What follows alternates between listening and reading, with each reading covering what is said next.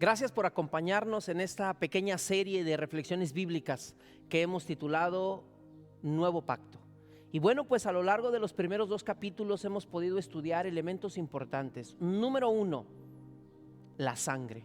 La sangre marcaba la diferencia. Para que hubiera salvación para los primogénitos, debía de estar la sangre en la puerta. El segundo elemento a resaltar tiene que ver con elegir un cordero. No era cualquier cordero el que se sacrificaba para la Pascua. Y yo te invito y ratifico la invitación para que elijas al Cordero de Dios que quita el pecado del mundo. Con el paso del tiempo, esta tradición o esta fiesta hebrea empezó a tener cambios y matices un poquito diferentes. ¿Por qué? Porque ya no estaban bajo el yugo de la esclavitud en Egipto. Empezó a tomar ciertas variaciones donde las circunstancias pues ya no tenían que salir para avanzar en el camino a Canaán, ya estaban en tierra prometida.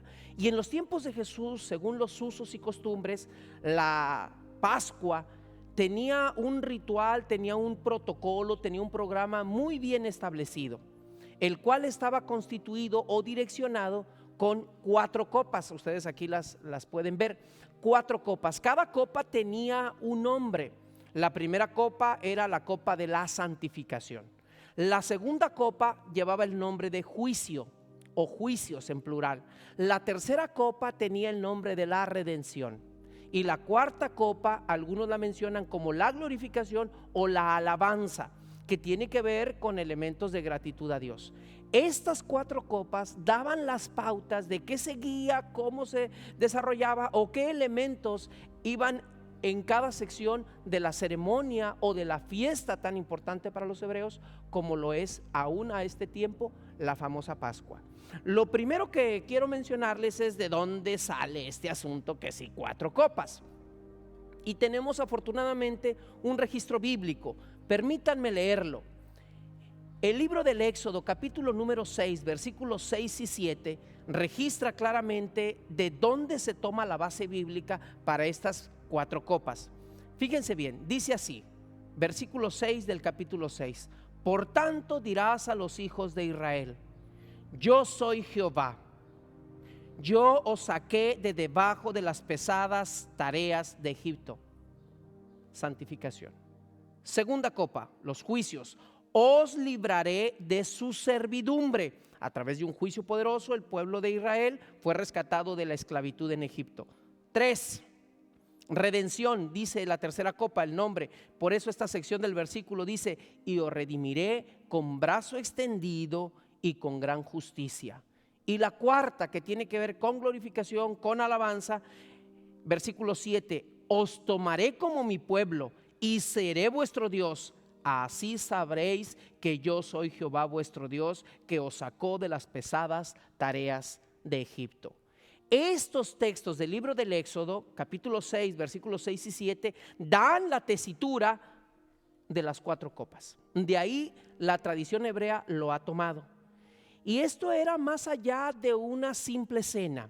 Era toda una ceremonia donde había una preparación, donde toda la familia estaba lista. Y el primer elemento que tomaban en cuenta era que previo a la celebración de esta fiesta, de esta Pascua, el padre de familia le indicaba a cada uno de los integrantes de la familia que tenían que sacar de casa todo lo que tuviera levadura.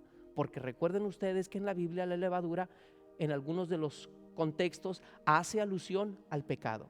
Lo primero que invitaba el padre de familia era que todo lo que tuviera que ver con el pecado fuera sacado del hogar. Y normalmente el padre de familia con el más pequeño de la familia buscaban en la casa un plumero, un cuchillo de madera, una bolsa, y empezaban a juntar ahí todo lo que tuviera rasgos de levadura. Una señal inequívoca que yo vuelvo y recalco en este momento, una señal inequívoca de que nosotros también debemos de revisar en nuestro corazón y en nuestros hogares para que no tengamos el más mínimo resto ni de levadura, pero como lo dice la ilustración, ni de pecado. Una vez que esa sección de la Pascua se revisaba, se analizaba y ya no había rastros de levadura, por lo tanto de pecado, entonces iniciaba la ceremonia propiamente dicha. sucedían cosas hermosas, ¿saben? Elementos muy enriquecedores. En ese momento, el padre de familia, la autoridad de ese hogar, tomaba la primera copa, la copa de la santificación. Y la santificación tiene que ver con el apartarse para Dios, el ser exclusivo para Dios, decirle no al pecado, porque era el que acababan de sacar a través de la levadura de sus vidas y de sus hogares, y decirle sí a Dios a través de apartarse para Él. El padre de familia tomaba la copa y bebía de ella. Rico jugo de la vid. Enseguida la iba transmitiendo con cada uno de los integrantes de su familia hasta llegar al más pequeño. Algunos eruditos bíblicos mencionan que en esta dinámica los hijos participaban en preguntas: ¿y por qué celebramos esta fiesta? Y entonces ahí el padre de familia les indicaba de manera muy lúdica: porque estamos recordando cuando salimos de la esclavitud en Egipto y de aquel momento cuando el cordero, y les empezaba a platicar. Pero ahí se hacía una oración muy especial. Se llama el Kiddush.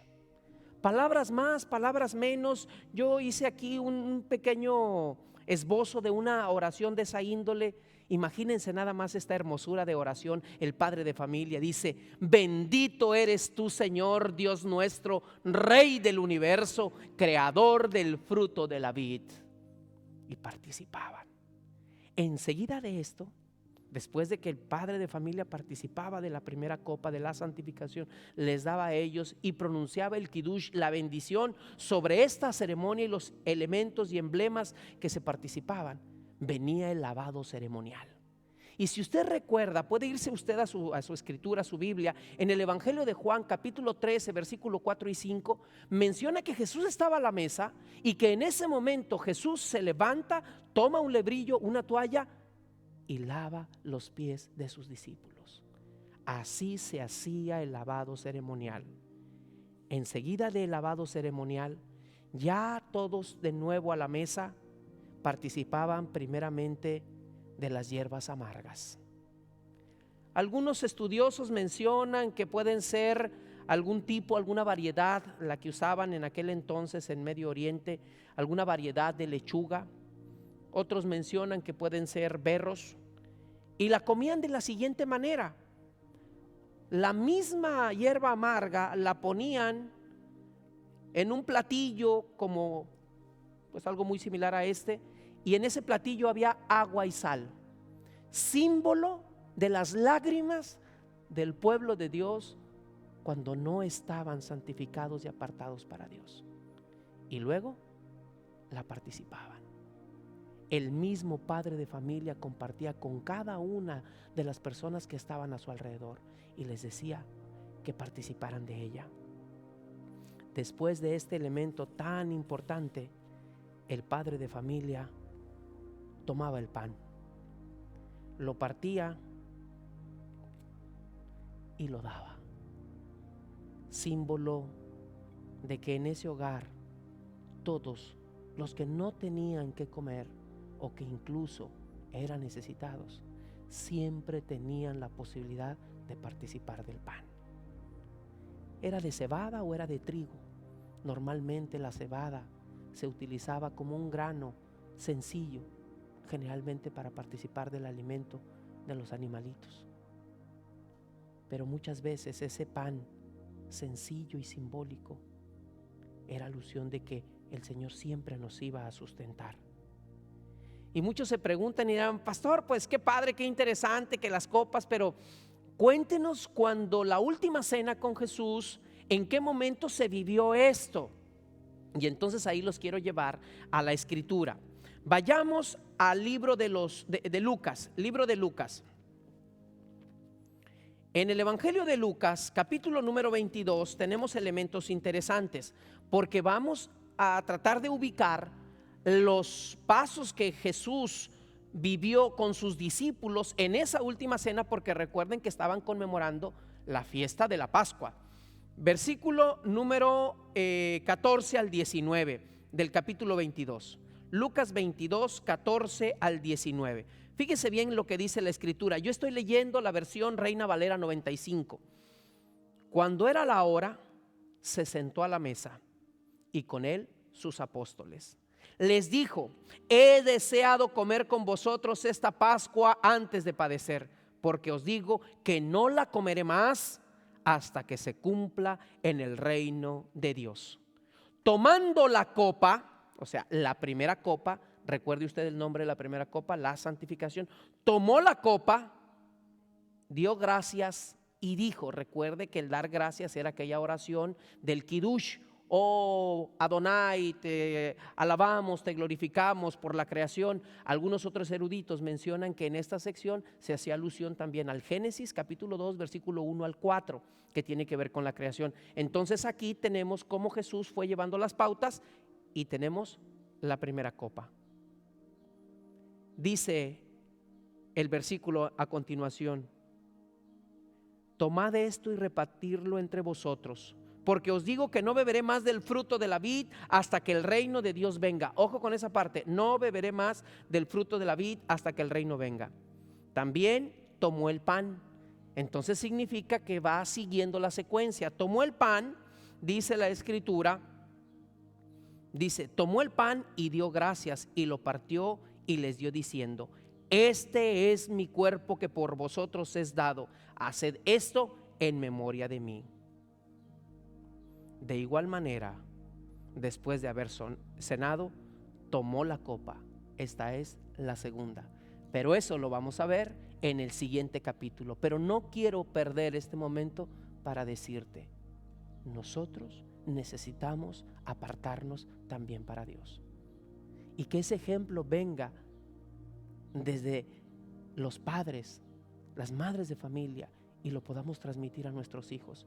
Era lo que enseñaba, o parte de lo que enseñaba esta ceremonia, el padre tomando una función sacerdotal, dirigiendo a sus hijos, de tal manera de que nos podamos santificar, que entendamos que siempre que nos alejemos de Dios habrá lágrimas, habrá amargura, pero si nosotros reconocemos a Cristo Jesús y participamos de Él con sus enseñanzas y con su amor, siempre tendremos una oportunidad.